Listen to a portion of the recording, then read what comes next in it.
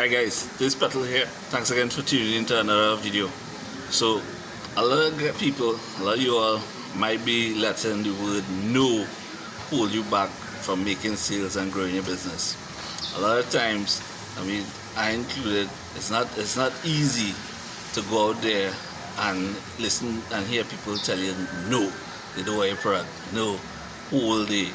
And this is something that you have to get over, because when you go out and do sales, first thing you have to understand is that at any point in time, right, it's just 3%. There's the stats, 3% of the people or the customers you're targeting, right, want to buy your product. So if you go, and this is how I used to approach it, that when I hit down in an area, if I go in an Arima, I would go to every single store in Arima. In fact, one time I went and the entire day I spent in Arima, I went to every single potential store, right?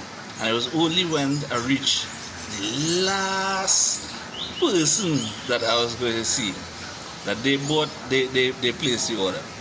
So that was an entire day of hearing, no, I don't want, no, I already have somebody, no, that price too high, no, you understand? And it's just a whole constant barrage of no's, only to get that one yes at the end. And that is how sales is, right? You have to be able to push through that, and also you have to also be able to not waste time trying to convince somebody that absolutely doesn't want your product, right? Because that time is money, and you spending that time wasting time trying to tell this person about all the benefits and all the reasons, it's just wasting time. If somebody likes motorcycles, and they want a motorcycle, right? You can't spend your whole day wasting time telling them a car, right? Because they want motorcycles, right? Same thing with bags. Some stores love, and I mean love, black grocery type plastic bags. A big love for it is that it is immensely cheap. I cannot compete. If the bag that they're buying is 6 cents, and I am here telling them to buy a $6 bag, they would lose their minds. It just wouldn't sink for some of them. All right. So you have to again understand, as I said, at any point in time, you have 3% of people that want your product at that moment, right? And when you're doing sales, generally that is the first group of people that you're looking to target, right? The next group of people below that, they say is roughly about 10% of your group.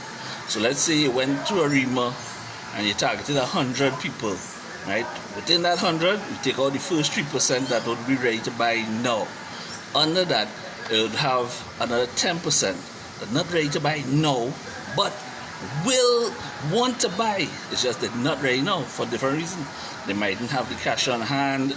They might already purchase a similar product. They may be waiting for goods and they want to hold the cash or do something else, all right? And that is where the next part of sales comes in. Follow up, right? Every time I go by customers, one thing I would always try to do is take the name of the business, the name of the person that I spoke to, and at all possible a contact number. Now, generally, I don't really call back people when I'm doing road sales. I tend to do follow-up visits, because it also builds a little more rapport with the customer when you see them 2-3 times. Remember, in some instances, it takes at least 7 contacts before somebody buys from you. So if I could go back a second time and say, hey, how you going? You ready? You ready for the thing?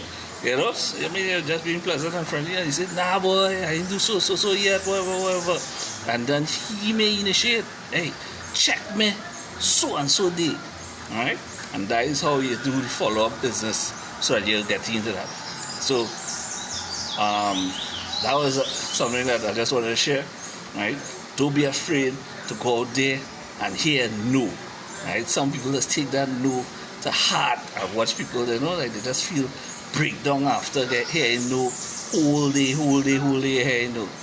But push through that. Understand that sales sometimes is really maths.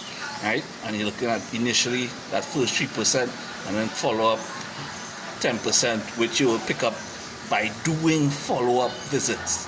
All right, so guys, I hope this video was helpful. All right, thanks again for tuning in. Remember to subscribe and look out for more videos and tips.